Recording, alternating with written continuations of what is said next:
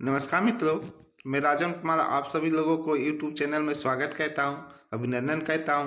कैसे हैं आप लोग? आशा कहते हैं जहाँ भी होंगे बहुत ही अच्छे होंगे और अपनी स्टडी बहुत ही तन मन धन से अच्छे तरीके से कर रहे होंगे। दोस्तों, बिहार में जीविका का वैकेंसी अलग अलग पोस्टों पे निकला था, जिसका एग्ज़ाम डेट आ चुका है और एडमिट कार्ड भी डाउनलोड हो रहा है। तो आशा करते हैं कि आप लोग अपना एडमिट कार्ड डाउनलोड कर लिए होंगे और अपने स्टडी को बहुत ही बेहतरीन ढंग से कर रहे होंगे। दोस्तों, आज के वीडियो में मैं आप लोगों को जीविका से संबंधित कंप्यूटर का और सब्जेक्ट नॉलेज का प्रश्न करवाऊंगा, जो आपके एग्ज़ाम में पूछे जा सकते हैं। तो आप लोग वीडियो को लास्ट तक जरूर देखिएगा। इसमें दिए गए प्रश्न को अच्छे तरीके से स्टडी कीजिएगा और आप लोग अच्छे तरीके से स्टडी करके एग्ज़ाम देने जाइएगा।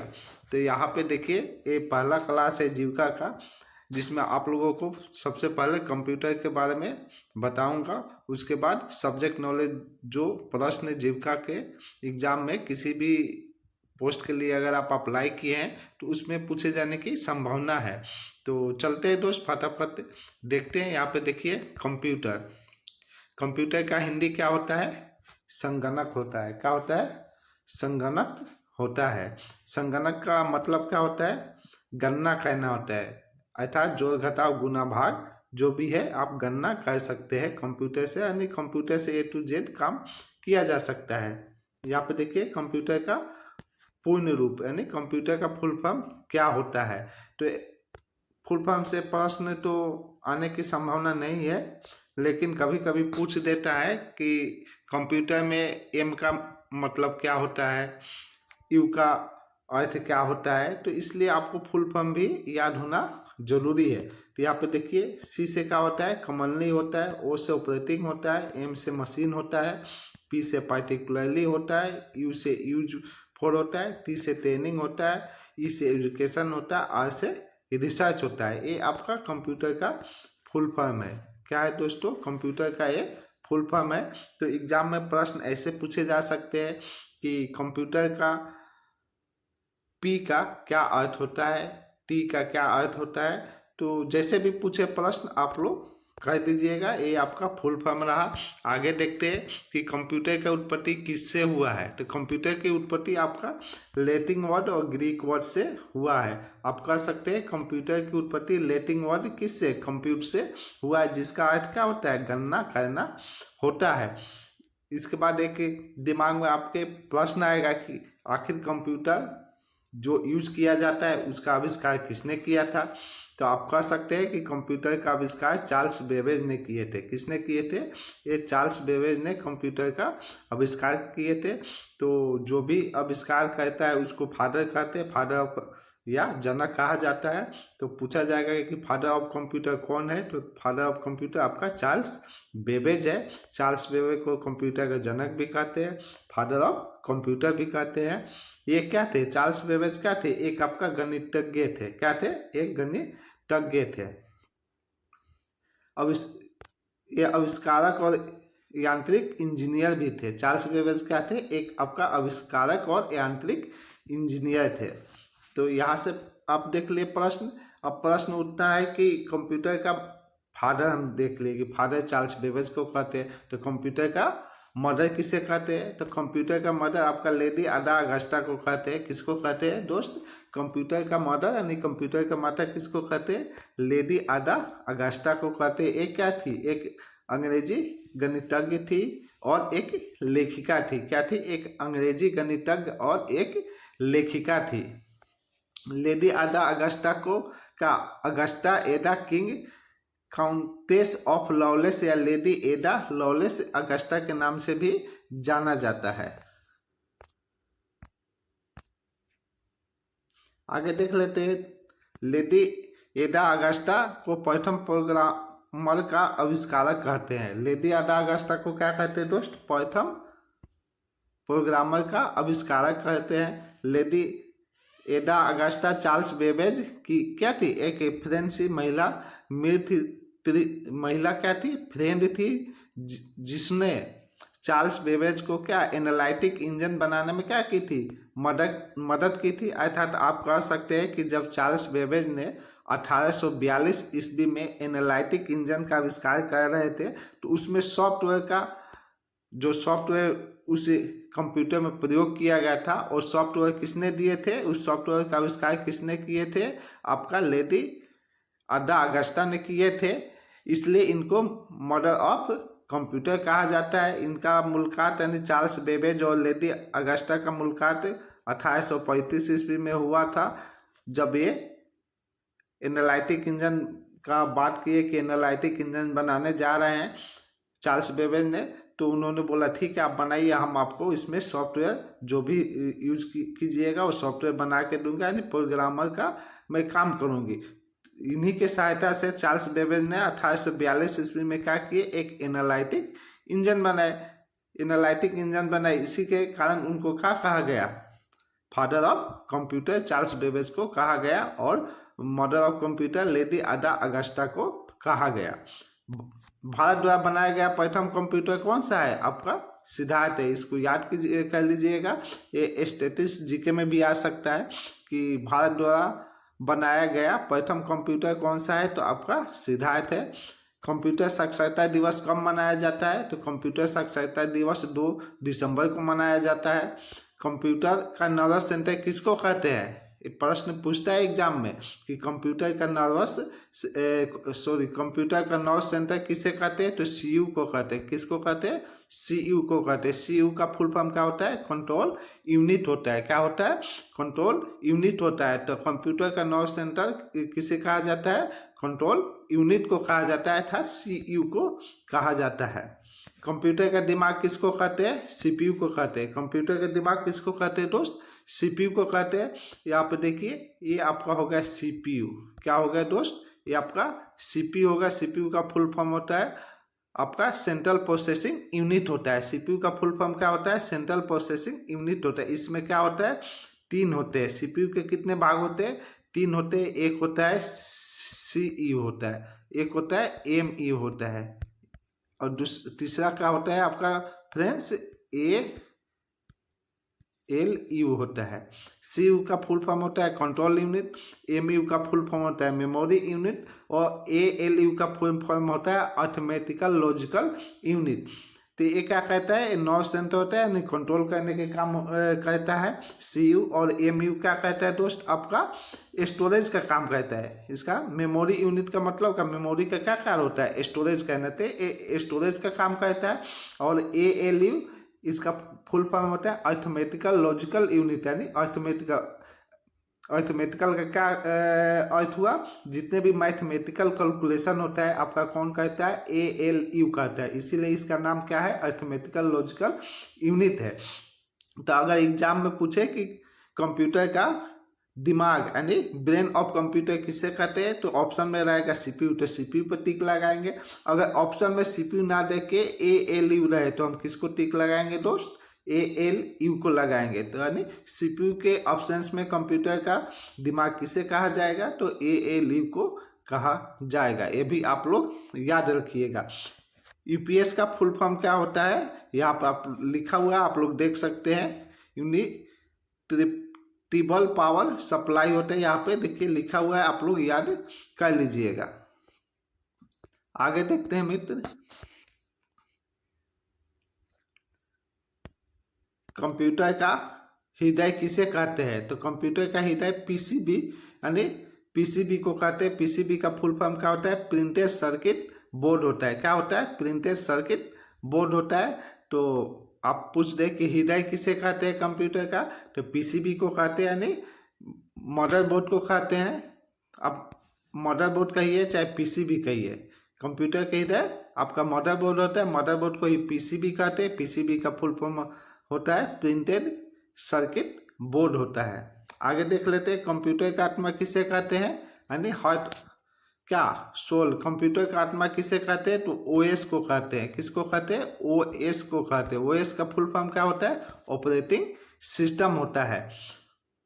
ओएस क्या है आपका, एक सिस्टम सॉफ्टवेयर है। एग्जाम में पूछ देता है कि ओएस कैसा सॉफ्टवेयर है, तो ओएस आपका क्या है, एक सिस्टम सॉफ्टवेयर है। कौन सा सॉफ्टवेयर है? एक सिस्टम सॉफ्टवेयर। भारत में इंटरनेट सेवा शुरुआत 15 अगस्त 1995 से हुआ है। तो अगर प्रश्न आ जाए कि भारत में इंटरनेट सेवा कब से शुरुआत किया गया है, तो 15 अगस्त 1995 से किया गया है।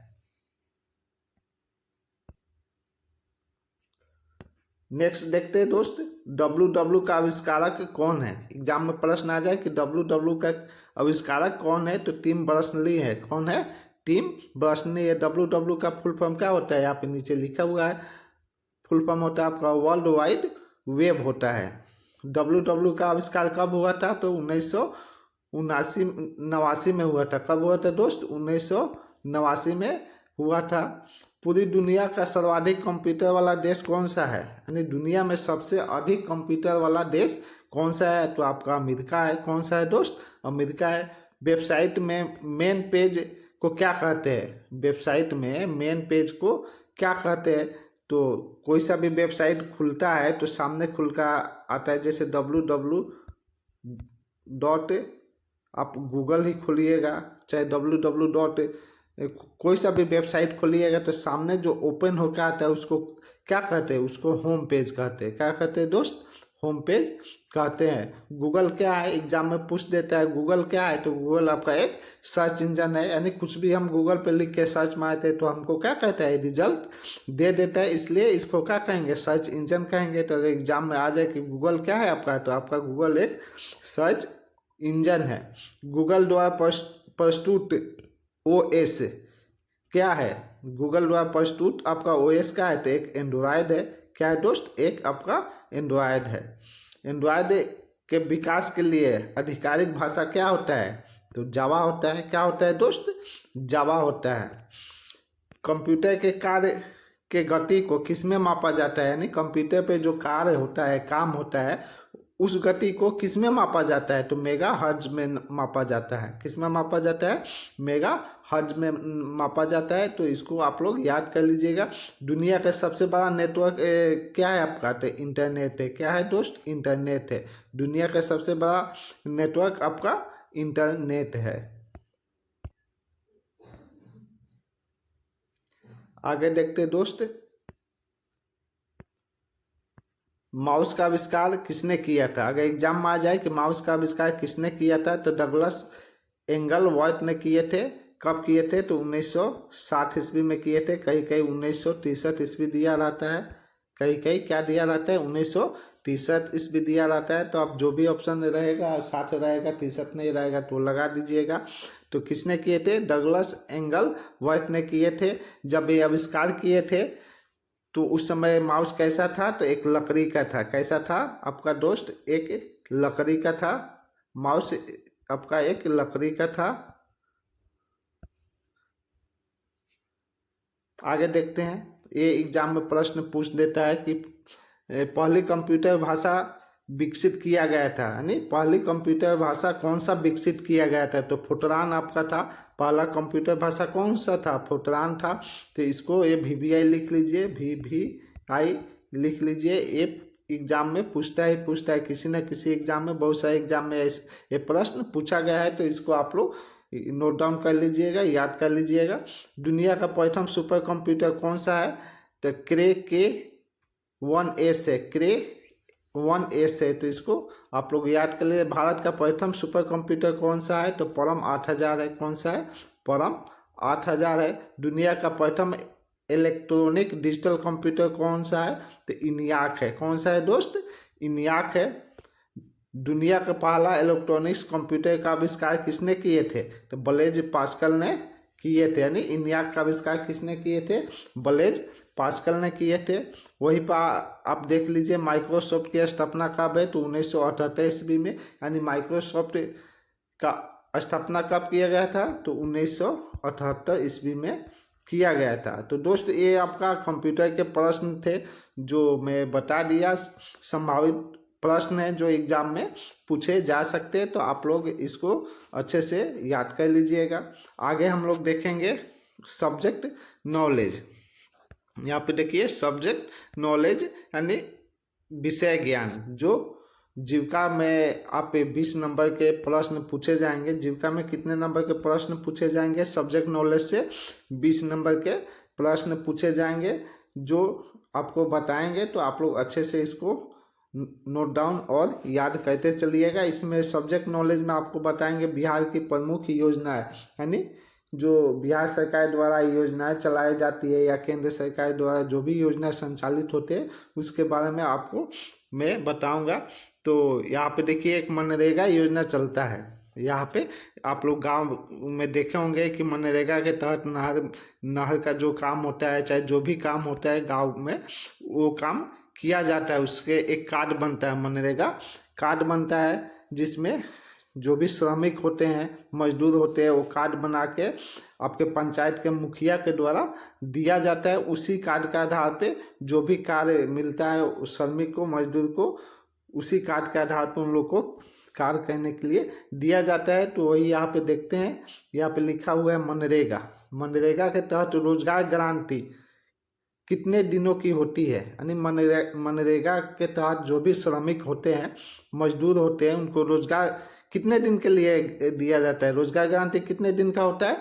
तो 100 डे का होता है, यानी 100 दिन का होता है। आगे देख लेते हैं, मनरेगा में महिला की भागीदारी का न्यूनतम लक्ष्य कितना है? यानी जो भी मनरेगा में कार्य करने का जो भी महिला की भागीदारी होती है वो कितनी होती है? तो 1/3 होती है। कितनी होती है दोस्त?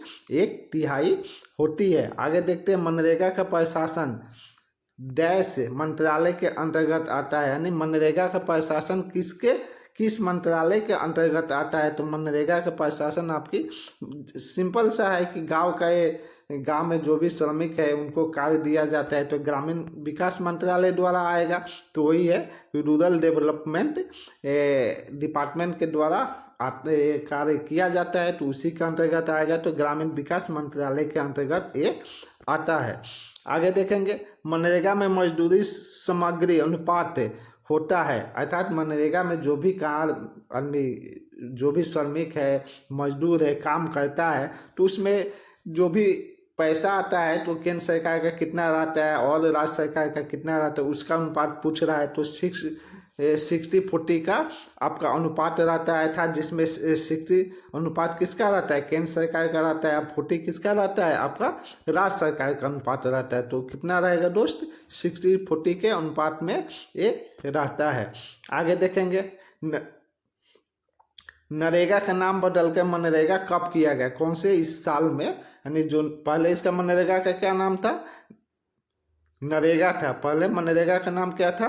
नरेगा था। तो इसका नाम बदल के मनरेगा कौन से वर्ष में किया गया है? ऐसे प्रश्न पूछ देगा तो आपका 2009 में किया गया है। 2009 में नरेगा से मनरेगा नाम रखा गया है।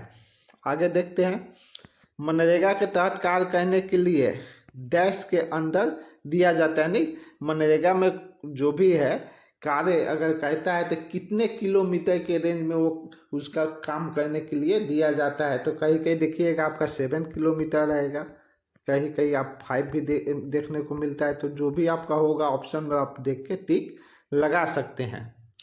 मनरेगा में बेरोजगारी भत्ता डैश दिनों में लागू होता है। तो मनरेगा में बेरोजगारी भत्ता कितने दिन के बाद लागू हो जाता है? यानी कोई श्रमिक कार्य कर रहा है तो कितने दिन में उसको बेरोजगारी भत्ता मनरेगा के तहत लागू हो जाएगा? तो यानी 15 दिनों में लागू हो जाता है। क्या है? 15 दिन, अर्थात 15 दिन के अंदर रोजगार नहीं दिया जाता है तो वो भत्ता मिलने लगता है। यानी कोई श्रमिक है, कोई मजदूर है, उसको 15 दिन तक कार्य नहीं करवाया जाता है तो उसको क्या होता है? भत्ता मिलने लगता है। आगे देखेंगे,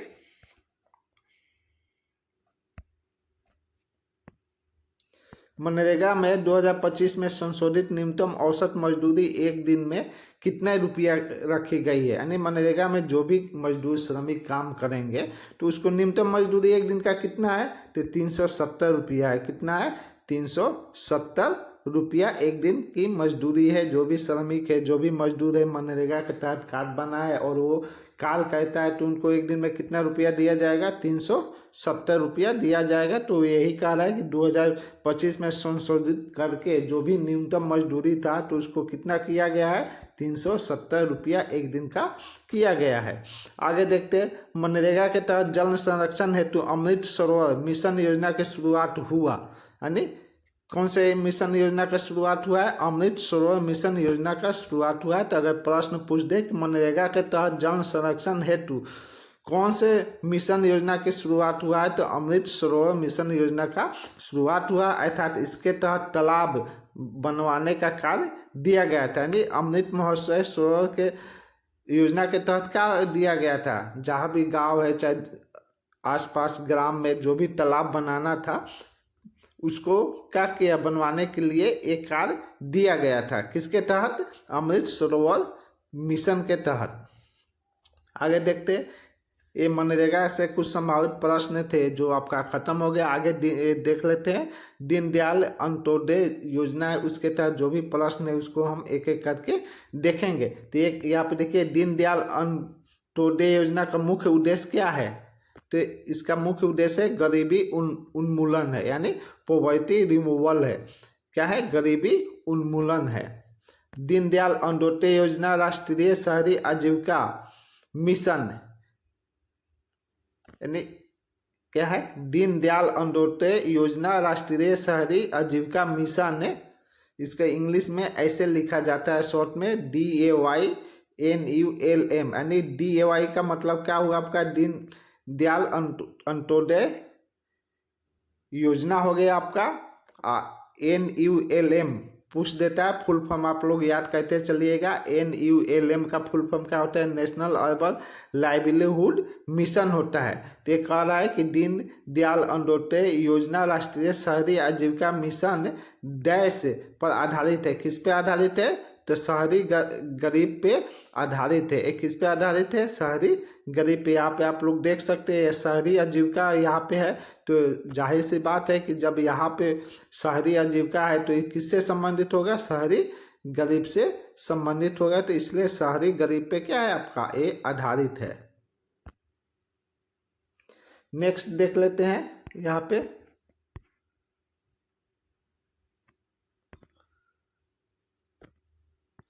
प्रधानमंत्री ग्राम सड़क योजना के अंतर्गत पहाड़ी और आदिवासी क्षेत्रों में पात्र जनसंख्या डैश से अधिक है, यानी 250 से अधिक है। इसका मतलब ये हुआ कि प्रधानमंत्री सड़क योजना के अंतर्गत पहाड़ी और आदिवासी क्षेत्रों में सड़क निर्माण का कार्य कराना है तो जनसंख्या कितना होना चाहिए? 250 से अधिक होना चाहिए। यानी आदिवासी क्षेत्रों में, पहाड़ी क्षेत्रों में अगर सड़क का निर्माण कार्य करवाना है यानी होना है तो उसकी जनसंख्या कितनी होना चाहिए? 250 से अधिक होना चाहिए। और मैदानी इलाकों में जनसंख्या कितना होना चाहिए? 500 से अधिक होना चाहिए। तभी क्या होगा? आपका सड़क निर्माण का कार्य किया जाएगा। आगे देख लेते, दीनदयाल अंत्योदय योजना राष्ट्रीय शहरी आजीविका मिशन का कार्यान्वयन डैश करता है। कौन करता है? तो आपका ग्रामीण विकास मंत्रालय करता है। आगे देखिए, दीनदयाल अंत्योदय योजना के शहरी घटक का मंत्रालय डैश है, यानी कौन है? दीनदयाल जो अंत्योदय योजना है उसके शहरी घटक का कौन सा मंत्रालय है, यानी कौन सा मंत्रालय कहता है? तो ये है आपका आवास शहरी गरीबी उप मिशन मंत्रालय द्वारा किया जाता है। आगे देखते हैं, दीनदयाल अंत्योदय योजना राष्ट्रीय शहरी आजीविका मिशन में कौशल प्रशिक्षण सहायता के लिए कितना रुपया मिलता है? तो आपका 15,000 रुपया मिलता है। ये आप लोग देख लीजिएगा। कुछ स्कीम के तहत प्रश्न है जो संभावना है कि पूछे जा सकते हैं। आगे देखते हैं, दीनदयाल अंत्योदय योजना राष्ट्रीय शहरीकरण आजीविका मिशन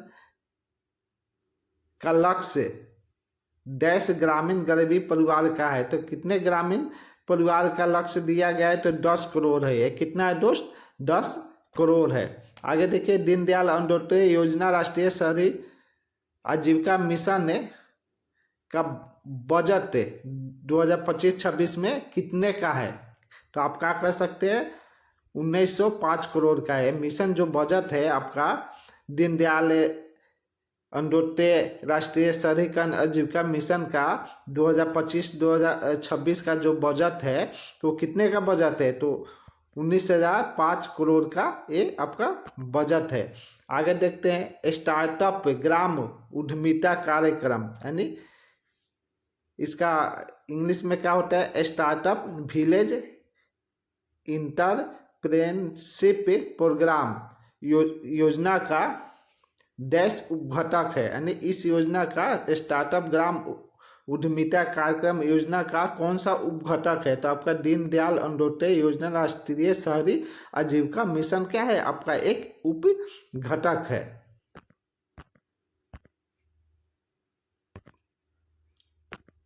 यहाँ पे आपका फुल फॉर्म पूछ रहा है, AGEY का पूर्ण रूप क्या है? अगर एग्जाम में पूछ दे कि AGEY का पूर्ण रूप क्या है, तो आपका आजीविका ग्रामीण एक्सप्रेस योजना होता है। इसका हिंदी होता है आजीविका ग्रामीण एक्सप्रेस योजना। यानी आपका फुल फॉर्म क्या होता है? AGEY का आजीविका ग्रामीण एक्सप्रेस योजना होता है। नेक्स्ट देख लेते हैं, दीनदयाल अंत्योदय योजना राष्ट्रीय शहरी आजीविका मिशन ने आपका 2.0 में अधिकतम सूक्ष्म ऋण डैश तक की राशि दी जाती है। यानी ये जो योजना इसके तहत अधिकतम ऋण राशि कितना दिया जा सकता है? तो 20 लाख तक दिया जा सकता है। नेक्स्ट देखिए, प्रधानमंत्री आवास योजना, यानी प्रधानमंत्री आवास योजना पहले इसका नाम क्या था? इंदिरा आवास योजना था। तो इसका नाम बदल के 2015 में क्या कर दिया गया? प्रधानमंत्री आवास योजना कर दिया गया। तो प्रधानमंत्री आवास योजना ग्रामीण डैश में शुरू हुई थी, यानी 2016 में शुरू किया गया था। कब किया गया था? 2016 में शुरू किया गया था। प्रधानमंत्री आवास योजना का मुख्य उद्देश्य क्या है? यानी ग्रामीण में जो भी है आवास बनाना, नहीं गांव में क्या कहना, जो गांव होता है ग्रामीण होता है उसमें क्या कहना, आवास को बनाना। यही क्या है? मुख्य उद्देश्य है किसका? प्रधानमंत्री आवास योजना का।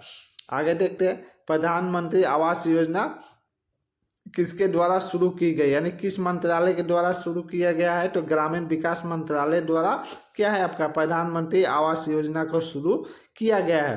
प्रधानमंत्री आवास योजना ग्रामीण के तहत मैदानी क्षेत्रों में घर निर्माण की सहायता के लिए कितनी राशि दिया जाता है? यानी मैदानी क्षेत्र में प्रधानमंत्री आवास योजना के तहत जो भी मैदानी क्षेत्र में घर निर्माण किया जाता है, करवाया जाता है, तो उसके लिए कितनी राशि दिया जाता है? तो 1,20,000 रुपया दिया जाता है। वहीं पे बात कर ले पहाड़ी क्षेत्र या SC ST का जो क्षेत्र होता है, SC ST लोग जहाँ पे रहते हैं वैसे क्षेत्र में अगर घर निर्माण करने के लिए प्रधानमंत्री आवास योजना के तहत राशि दिया जाता है, तो वो राशि कितना दिया जाता है? 1,30,000 रुपया दिया जाता है।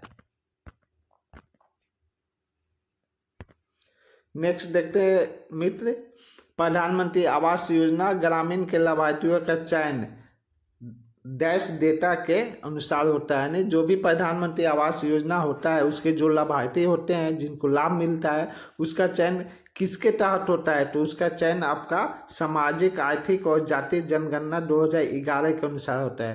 यानी किसके अनुसार होता है? सामाजिक आर्थिक और जातीय जनगणना 2011 के डेटा के अनुसार होता है। यानी सामाजिक आर्थिक यानी किस आपका आर्थिक कैसा है, जो BPL में रहता है, BPL में जिसका नाम रहता है उसी को क्या होता है? आवास योजना का लाभ मिलता है। तो वही यहाँ पे लिखा हुआ है कि सामाजिक आर्थिक और जातीय जनगणना 2011 के डेटा के अनुसार क्या होता है? लाभार्थियों का चयन किया जाता है, उसी को क्या होता है? इसका लाभ मिलता है। नेक्स्ट देखते हैं, प्रधानमंत्री आवास योजना में ऋण सुविधा की अधिकतम राशि डैश रुपया होती है। यानी कितना रुपया होती है? 70,000 रुपया होती है। इसका अर्थ आप क्या समझे कि ये जो आपका आवास बनाने के लिए 1,20,000 आपको मिलता है, फिर 1,30,000 रुपया मिलता है आपका मैदानी क्षेत्र और SC ST क्षेत्र के लिए, और इस जो आपका 1,20,000 रुपया मिलता है दो तरह के पैसा मिलता है जो ऊपर आपको बताए। तो उसके अलावा अगर आप इसमें ऋण लेना चाहते हैं तो ऋण के भी सुविधा इसमें है। तो अधिकतम कितना तक आपका ऋण मिल सकता है, तो 70,000 रुपया आपको मिल सकता है उस राशि के अलावा। प्रधानमंत्री आवास योजना में महिला स्वामित्व का प्रतिशत कितना है, तो आपका 74% किसका है, महिला स्वामित्व का है। आगे देखते हैं, यहाँ पे शौचालय होगा, क्या होगा, मिस्टेक हुआ है टाइपिंग में, शौचालय। तो यहाँ पे क्या होगा, शौचालय निर्माण के लिए, किसके लिए, शौचालय निर्माण के लिए कितना राशि दी जाती है। तो आप लोग सभी लोग जानते होंगे कि शौचालय निर्माण के लिए 12,000 रुपया के राशि मिलते हैं, जिसमें मुखिया जी लोग चाहे जो भी होते हैं ग्राम के 2,000 रुपया खा जाते हैं, 10,000 रुपया या अधिकतर मिलते हैं।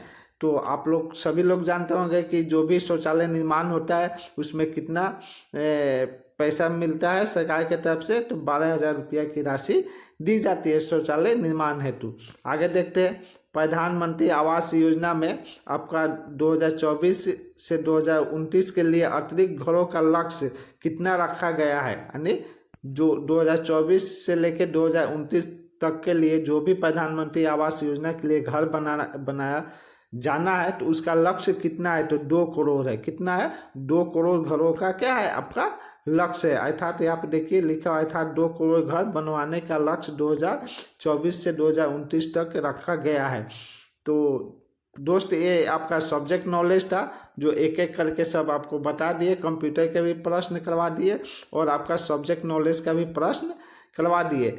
नेक्स्ट क्लास में आपको computer, subject knowledge, GK GS और करंट अफेयर्स चारों का प्रश्न लेके आऊँगा। तो आप लोग मेरे चैनल पे कंटिन्यू बने रहिएगा। जो भी मेरे तरफ से प्रयास रहेगा कि आप लोग का अधिक से अधिक प्रश्न करवा दें, और जो प्रश्न एग्जाम में पूछे जाते हैं संभावित वैसा ही प्रश्न करवाए कि हूबहू एग्जाम में पूछ दे। तो आप लोग अच्छे से स्टडी करते रहिए और मेरे चैनल के साथ जुड़े रहिए। मेरा वीडियो अच्छा लगे तो वीडियो को लाइक शेयर भी कर दीजिए, क्योंकि आपके एक लाइक और शेयर से मुझे सपोर्ट मिलेगा। तो आशा करते हैं कि आप लोग का ये वीडियो अच्छा लगा होगा, ये क्लास अच्छा लगा होगा। तो मिलते हैं नेक्स्ट वीडियो में, तब तक के लिए जय हिंद, धन्यवाद।